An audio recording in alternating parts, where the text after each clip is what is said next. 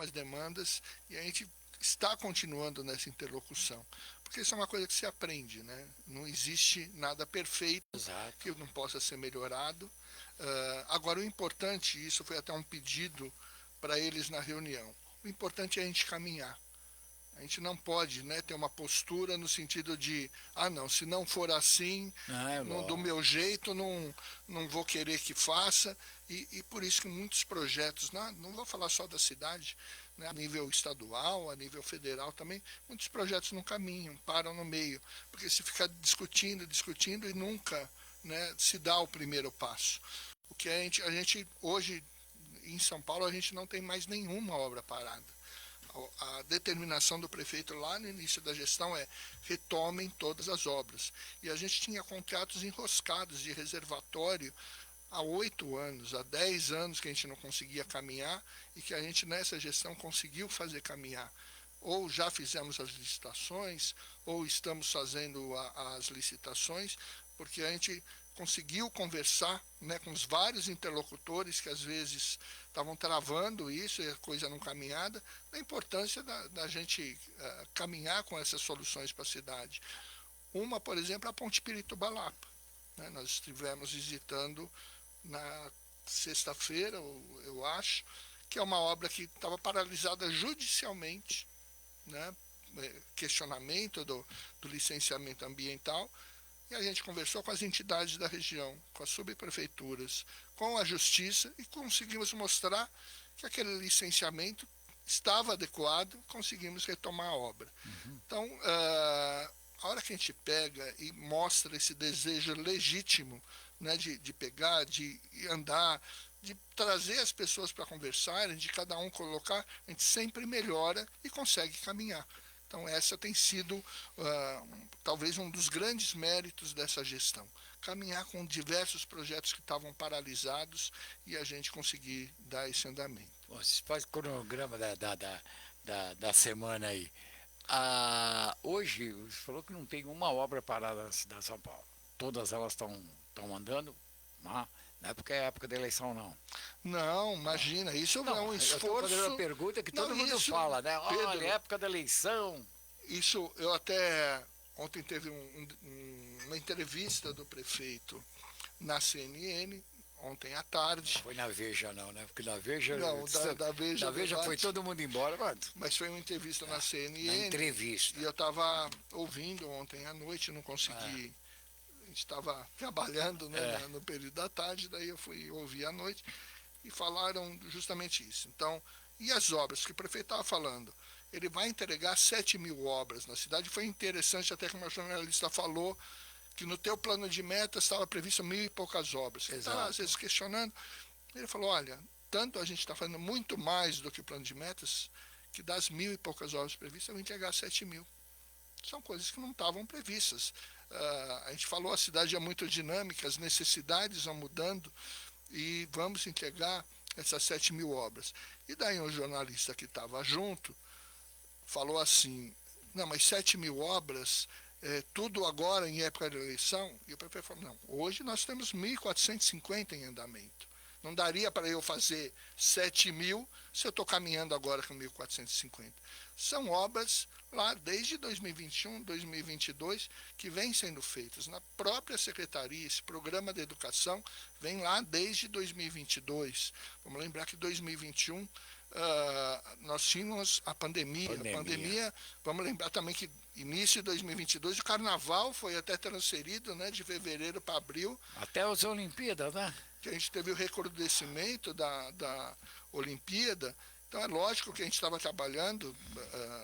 Eu, desde o primeiro dia, eu particularmente, isso aconteceu com a prefeitura inteira, todos os secretários, desde o primeiro dia, durante a pandemia, lá 2021, indo na secretaria, as secretarias, muita gente home office, a gente aos poucos foi trazendo as pessoas, e por isso que eu digo, né, as pessoas são comprometidas. Ninguém, a grande maioria das pessoas voltaram, né, se tinha pessoas com comorbidade, daí essas tiveram que ficar, mas a grande maioria das pessoas entenderam nossa proposta, necessidade de trabalho, e a gente começou todo o planejamento, dar andamento nas coisas que a gente foi se propondo, E as obras desde ali de trás, as obras de educação, de galeria, de reservatório. Em 2022 a gente entregou várias obras, então o prefeito estava mostrando a quantidade de obras que foram entregues em 2022, em 2023 até falou, entreguei mais obra em 2023, que não era ano eleitoral, do que eu vou entregar esse ano. Então, Entendi. essa história de obra eleitoreira é discurso de candidato, e Tá. não é a realidade. Eu só queria fazer uma pergunta, porque não posso deixar, a gente não pode deixar aqui de fazer, que é sobre a reportagem do UOL, que falou lá sobre os contratos, isso aqui. O que o senhor tem a dizer isso aí? Pedro, que bom, Então vamos lá. que bom. Te agradeço por você fazer essa pergunta para a gente esclarecer. Que é outra coisa que candidato. Obra emergencial, obra superfaturada, obra mal feita. Primeira coisa, ir nessas regiões que foram atendidas e ver a satisfação da população, que estava em situação de risco e que foi atendida. Então a gente falou muito dos planejamentos das obras estruturantes. Também teve essa pergunta lá na CNN, que é assim, por que foram feitas obras emergenciais ao invés das obras estruturantes? São coisas totalmente diferentes. Então eu comentei com você da importância do planejamento, das obras estruturantes que estão sendo feitas pela cidade, licitadas conforme, né, a lei. Agora, as pessoas lá em 2021, a gente teve a época de pandemia e elas estavam lá, nas margens de córrego, nas encostas, correndo risco de vida. Como que eu vou falar para essa pessoa, olha, espera aí, tua casa está quase caindo no córrego, espera aí que eu vou licitar, daqui um ano e meio a gente vai fazer a tua obra. Então, as obras emergenciais, eu não posso, por exemplo, isso é uma coisa que não se fala, fazer obra emergencial para drenagem, para resolver alagamento. Porque a lei entende que o alagamento você já sabe que existe. Exato. Então, você tem tempo para fazer. A lei só permite você fazer obra emergencial quando é detectado o risco. O que aconteceu que foi a grande mudança, a grande chave. Lá no final de 2021, a gente tinha uma situação de várias subprefeituras apontando essas situações de risco, até porque, né, os trabalhos com a pandemia de atuação nas áreas, as subprefeituras tiveram que ser reduzidos. E daí muitas prefeituras apontando, e a gente foi para o prefeito, não era uma atribuição da Secretaria de Obras fazer esse tipo de obra, era das subprefeituras, mas em função dessa necessidade, a gente foi para o prefeito, falou, prefeito, temos essa situação, as pessoas estão em risco. A secretaria pode começar a fazer esse tipo de obra, né, puxar para ela, o prefeito autorizou. E daí existe um rito, que a subprefeitura aponta o local de risco, a Defesa Civil vai lá e confirma se existe, e daí você tem os graus de risco, grau de risco 3 e 4 são os piores, ou ainda que não seja uma região de risco, mas aponta aquele risco de, apesar de não ser uma área de risco, ali está correndo o risco de cair, aquela região. E eu só posso ir lá e fazer intervenção no pedaço em que aquelas casas estão caindo para dentro do córrego ou estão sujeitas ao escorregamento de encosta. Então foi isso que foi feito. Só que a demanda foi muito maior do que a gente imaginava. O que a gente fez? Porque se fala obra superfaturada, isso não existe. Existe uma tabela que é a que serve para licitar a obra. Né? Uma tabela que é a tabela CIURB, que é usada por várias prefeituras, até no Brasil inteiro, que é a FIP que organiza essa tabela, que é o custo dos serviços. Então, para cada obra, a gente tem essa tabela. Então, não existe superfaturamento. O que a gente fez foi um cuidado adicional de... Então, ao invés, eu poderia, para cada obra, chamar uma empresa cadastrada lá na secretaria. Ele falou, então não vamos fazer assim. Vamos chamar 3 para cada obra e a que oferecer maior desconto, ela vai ser chamada para fazer a obra. Então, obra de emergência nunca isso tudo teve dentro desconto. daquela tabela que existe, tudo a partir desconto. da tabela, que seria o valor tabelado. Sempre a obra de emergência seguiu o valor de tabela. Certo. Com essa nossa decisão, a gente passou a ter desconto. Não um desconto substancial, 3%, 4%, mas é o que a gente consegue na licitação. Às vezes a licitação dá 8, 9% de desconto. A gente não tinha desconto nenhum na emergencial, passou a ter. Então, cuidados que a gente foi tomando, porque a tradição, né, a obra emergencial realmente, em outras gestões, foram objeto de escândalos, às vezes, de chegar lá e não existia a obra. E daí você citou o UOL. Os jornalistas do UOL fizeram um trabalho completo. E daí, mas não tem transparência. Eles conseguiram todas as informações, os processos abertos. Às vezes existia algum... Eu falei o UOL porque foi lá que saiu. E eles fizeram um trabalho muito competente. Foram nas obras, viram que as obras estavam lá, tanto que ontem mesmo nesse debate também foi falado. Não, ninguém está questionando a importância dessas obras. Está se questionando a transparência. Então, existe a transparência, tanto que o UOL conseguiu todas as informações. A hora que a gente decreta uma emergência, a primeira coisa que se faz, isso é um acordo com o Tribunal de Contas, é informar o tribunal para que o tribunal também possa fiscalizar. Cada uma dessas obras tem os fiscais da secretaria que acompanham. Então, o UOL foi lá e viu que, poxa, em termos do processo das obras, está tudo lá. Né? E fora outros organismos de imprensa. O que eles detectaram? Que a gente chamava 3 empresas e que essas empresas poderiam estar combinando desconto. Entendi. E daí é o que o prefeito tem explicado. Peraí, mas se as empresas eventualmente estão combinando, não é um problema da prefeitura. Né? É um problema que agora as investigações vão pegar, vão descer nos detalhes e vão ver se existia combinação de desconto entre as empresas. Mas as obras foram feitas, se existe, e daí todo mundo já fez reforma em casa e sabe que às vezes dá algum problema, as empresas oferecem garantia, então se existe um problema, elas vão lá e tem que refazer, ajustar o que tem que ser ajustado. Caso isso não aconteça, essas empresas são... Sem dúvida. Mas isso não acontece, Pedro. As empresas, elas trabalham, em geral, essas empresas que trabalham na prefeitura, trabalham há muitos anos e querem continuar trabalhando com a prefeitura. Então, elas... sempre que surge essa situação, elas vão lá e refazem, colocam dinheiro do seu bolso para refazer aquele vício, eventual vício construtivo. Tá. Questionaram aqueles contratos, né? Os contratos todos, o UOL, né? Então, como eu te falei, o que eles questionam... E aí, vocês tiveram que ir à Câmara Municipal? A gente teve lá um acompanhamento da Câmara. Sim. A gente tem o acompanhamento do Tribunal de Contas. Sim. E também processos foram enviados para o Ministério Público, mas a gente está pegando, está respondendo, e a gente entende, né, nós estamos totalmente tranquilos, primeiro da necessidade, da importância dessas obras. Um dado que para nós é o que nos deixa com a consciência mais tranquila, que é, nessa gestão não morreu ninguém por escorregamento de margem de córrego, por escorregamento de encosta. Graças às obras emergenciais. Sim, eu entendo que sim, né? Eram situações de risco que a gente foi lá e não deixou, então a gente chegou e protegeu essas áreas. Como a gente teve, quantas situações a gente viu lá em São Sebastião, em cidades aqui do entorno de São Paulo, e a gente fez o que um gestor público tem que fazer, é proteger a vida das pessoas.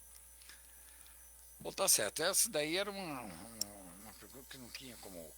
Não, e totalmente, totalmente, sem dúvida, para nós é importante poder explicar. Secretário, nós estamos em cima da hora, 10h55, eu vou deixar você fazer suas considerações finais aí, mas a gente tinha muita coisa, eu queria falar de... Lá na Teotônio Vilela, está fazendo muita coisa. Ciclovia. Está fazendo alargamento da Teotônio. Inclusive, está enterrando ali o enterramento da aviação.